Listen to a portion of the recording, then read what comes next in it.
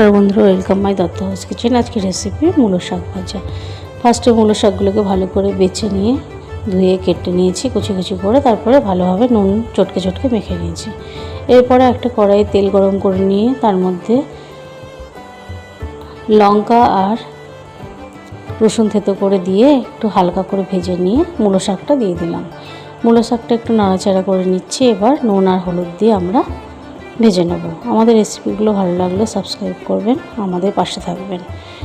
দেখুন বন্ধুরা, নুন আর হলুদ দিয়ে আমরা ভালোভাবে ভেজে নিয়েছি। এটা অনেকে সিদ্ধ করার দরকার নেই। এরপরে আমরা দিয়ে দিলাম কয়েকটা কুচি করে রাখা পেঁয়াজ। এইভাবে মূলো শাকটা ভাজা করবেন, দেখবেন দারুণ লাগে। গরম গরম ভাতের সঙ্গে মূলো শাক ভাজা খুবই ভালো লাগে। দেখুন বন্ধুরা, মূলো শাকটা অনেকটা নরম হয়ে এসছে। আমাদের রেসিপিটা ভালো লাগলে সাবস্ক্রাইব করবেন। আমরা নামিয়ে নিয়েছি মূলো শাক।